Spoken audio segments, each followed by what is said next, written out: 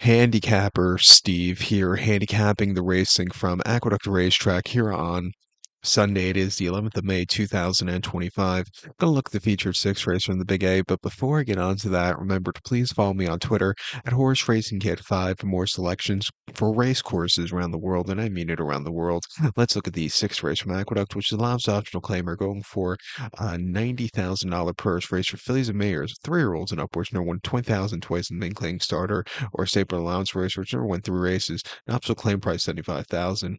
9 horses are entered, 9 horses in MTO. So 8 will head to the outer turf course, the 1,200-meter journey, or 6 furlongs on the outer turf course, rails out 24 feet. Going to take the 7-horse Creed's Gold as the top selection, 7-4-3-5 for me in the superfecta. 7-4-3-5 super, top selection 7-horse Creed's Gold, 4-year-old filly by Jimmy Creed. Mark Hassey trains. Ira Ortiz Jr. gets the mount. They ran the horse most recently in allowance race for 127,000 at Keeneland, 5.5 on the 10th of April. And he finished second by a head. And he stalked all around the race course, just a little bit wide late, just couldn't keep up, but he ran his heart out. Coming to this turf course that is playing towards front runners, but I think this horse coming from mid-pack position or from its tracking trip, sitting closer like he did at Goldstream this winter, I think he'll find a trip to win. He ran an op 6-2 at Goldstream, 5 furlongs second of March on the lawn, and he finished third by 3/4 length. He just missed late on the inside. He closed up well. Not a bad race in the feet.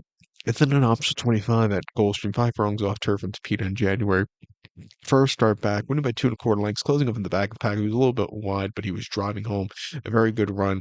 His previous race was against stakes quality horses, 6.5 on the EP Taylor Lawn in the Alley Wow. He finished third by 2 lengths that day, where he was again just wide and he just couldn't get there late. Maybe just not 100% cranked, but he ran his heart out. His race before that over the mile on the EP Taylor Lawn at Woodbine wasn't bad at all.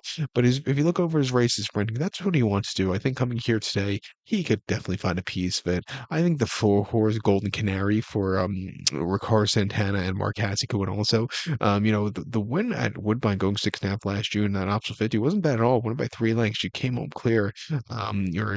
Came home clear on that 7 furlong race in August. Excuse me. She placed in the 6.5 race in June at Woodbine. Came back to run down the hillside turf course in the Unzip Me at Santino back in September, where the horse just didn't do a lot. Didn't do anything actually. She just never liked and was never comfortable that day.